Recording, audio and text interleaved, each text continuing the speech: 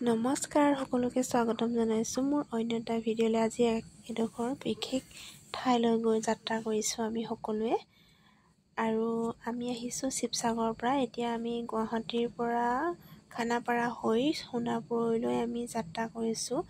আমাৰ যিহেতু মৰমৰ প্ৰাণৰ শিল্পীজন সোণাপুৰতে আছে, তেওঁক লগ কৰিবলৈ গৈছোঁ।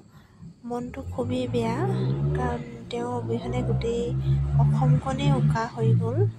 সঁচাকৈ বুজাব নোৱাৰোঁ। তেওঁৰ প্ৰতিটো গানে, প্ৰতিটো কথা, প্ৰতিটো গানৰ সুৰে অসমীয়াৰ প্ৰাণে প্ৰাণে বাজি উঠি আছে। কি ক'ম, বুজাব নোৱাৰোঁ আপোনালোকক। মই এতিয়া জুবিনদাৰ ক্ষেত্ৰলৈ এতিয়া গৈ আছোঁ। এইফালে আমাৰ সকলো নবৌ, আমাৰ বা এগৰাকী, আমাৰ এইফালে দেহা মানুহ, সকলোবিলাকে এতিয়া আমি সোণাপুৰ গৈ আছোঁ। এতিয়া সোণাপুৰ পাবৰে হ'ল। আমাৰ মৰমৰ জুবিনদা যিহেতু সোণাপুৰতে থাকে, সেয়েহে এবাৰ লগ নকৰাকৈ কেনেকৈ যাওঁ, নহয় জানো। এতিয়া আমি পাওঁ অৱস্থা হৈছে আৰু গৈ আছোঁ। এইফালে দেখিছেনে, জুবিনদাৰ ক্ষেত্ৰ আমি পাই গ'লোহি। জয় জুবিনদা, জয় জুবিনদা। মনটো খুবেই বেয়া। তেওঁক এনেকৈ পাম বুলিও আশা কৰা নাছিলোঁ আমি। আৰু আপুনি আমাৰ মাজত সদায় থাকিব আৰু সদায় আপোনাক জীয়াই ৰাখিম জুবিনদা। এইফালে এতিয়া আমি ইয়াতে নামি চাকি বন্তি আৰু জুবিনদাৰ কাৰণে এখনি গামোচা লৈছোঁ, তেওঁক অকণমান মৰম যাচিবলৈ। খুবেই বেয়া লাগিছে ইয়াত, মনটো ভালো লাগিছে। দাদাক, জুবিনদা, আপোনাক পোৱাৰ দৰে লাগিছে ইয়াত। আপুনি যেন সদায় আমাৰ মাজত থাকিব আৰু আমি সদায় আপোনাক জিলিকাই ৰাখিম। আৰু আপুনি এয়া দেখিছেনে, আমি এতিয়া ভিতৰৰ পৰিৱেশলৈ সোমাই যাম।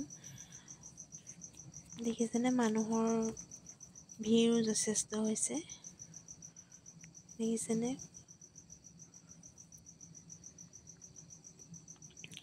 সঁচাকৈ জুবিনদাৰ নিচিনা এজন আৰু 100 বছৰ হ'লেও তেওঁৰ দৰে এজন নোলাব। এইফালে ময়ো চাকি বন্তি আৰু গামোচা লৈ আহি আছোঁ। তেওঁক মনৰ পৰা কথা দুষাৰমান পাতিবলৈ। আৰু বহুত দিনৰ পৰা মনত ভাবি লৈছিলোঁ জুবিনদাৰ ক্ষেত্ৰলৈ যাম বুলি। এয়া মোৰ মনৰ কামনা পূৰ হ'ল। তেওঁৰ ওচৰত আহি মই এগছি বন্তি আৰু এখনি গামোচা দি তেওঁৰ আশীষ ল'লোঁ, যাতে তেওঁ ন্যায় পায়। সেয়া দেখিছেনে, সকলোৱে চাকি বন্তি জ্বলাই আছে। সঁচাকৈ তেওঁ বহুত ভগৱানৰ ৰূপী মহান এজন শিল্পীক আমি হেৰুৱাই বহুত দুখ বুকুত লৈ জীয়াই আছোঁ। দেখিছেনে, এয়াহে আমাৰ জুবিনদা। সকলোৱে চাকি বন্তি জ্বলাই আছে, দেখিছেনে। এতিয়া বহুত কমেই হৈছে, আৰু অলপ দেৰি পিছত বহুত ভিৰ হৈ যাব মানুহ। আমি বহুত সোনকালে আহিলোঁ। এইফালে দেখিছেনে আমাৰ মৰমৰ জুবিনদাক দিয়া উপহাৰসমূহ। ময়ো তেওঁক সৰুকৈ অকণমানি উপহাৰ এটা দি তেওঁৰ পৰা আশীৰ্বাদ ল'লোঁ। আৰু তেওঁক এটাই কামনা কৰিছোঁ, তেওঁ যাতে ন্যায় পায়। Justice for Zubeen Garg. আপোনালোকে সকলোৱে পাহৰি নাযাব দেই, জাষ্টিছ ফৰ জুবিন গাৰ্গ লিখি থাকিব। যেতিয়ালৈকে আমাৰ মৰমৰ শিল্পীজনে ন্যায় নাপায়, তেতিয়ালৈকে আমি জাষ্টিছ ফৰ জুবিন গাৰ্গ লিখি থাকিম। আৰু আমাৰ মনৰ পৰা তেওঁক কেতিয়াও আঁতৰাব নোৱাৰে। এয়া দেখিছেনে, মই এখনি সৰু উপহাৰ তেওঁলৈ বুলি লৈ আহিছিলোঁ। এতিয়া মই ইয়াতে তেওঁক দি দিছোঁ। জুবিনদা, আপুনি য'তে আছে শান্তিত থাকক, ভালে থাকক। আপুনি আমাৰ মাজত, আপুনি আমাৰ সাহস, অসমৰ গৌৰৱ, বিশ্বত জিলিকি থকা এজন ভগৱান ৰূপী। আপোনাৰ দৰে আৰু কোনোৱে নোলাব। দেখিছেনে, সঁচাকৈ আপোনাক এনেকৈ লগ পাম বুলি ভবা নাছিলোঁ। জয় জুবিনদা। দেখিছেনে মানুহৰ ভিৰ কিমান হৈছে, এইফালে দেখিছেনে?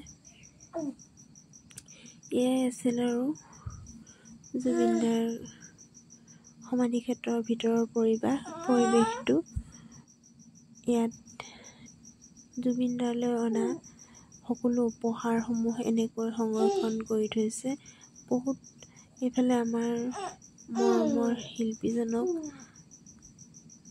যেতিয়া ইয়াত চিতাত তোলা হৈছিলে, ইয়াৰ ঠাইডোখৰ দেখিছেনে ইমান সুন্দৰকৈ ৰাখিছে। আৰু ইয়াত বিশেষ এটা মই আগতে ভিডিঅ'ত দেখি আছিলোঁ, আজি মই নিজ চকুৰে দেখিলোঁ। জুবিনদা যেন আমাৰ মাজত আছে, সেয়াই প্ৰকৃত।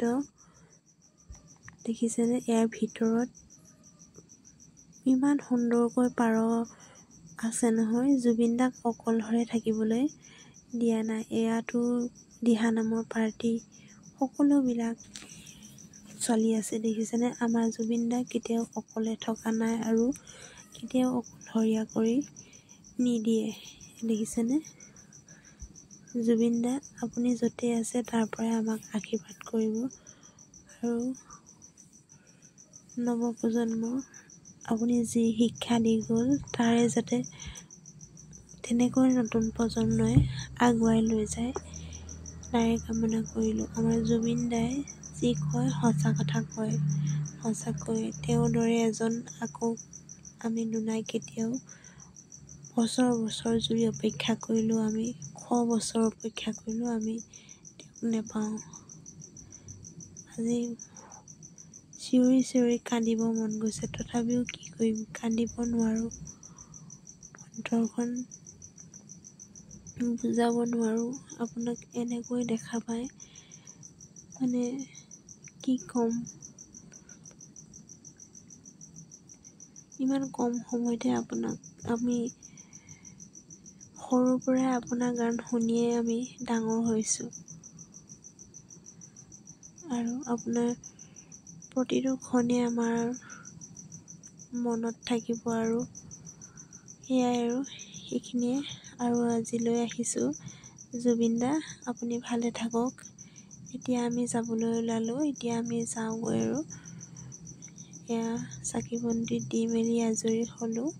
দেখিছেনে এতিয়াও যথেষ্ট মানুহৰ ভিৰ হৈছে আমাৰ প্ৰাণৰ শিল্পীজনৰ কাষলৈ। তেওঁক এতিয়াও অকলশৰীয়া কৰি কেতিয়াও নিদিয়ে।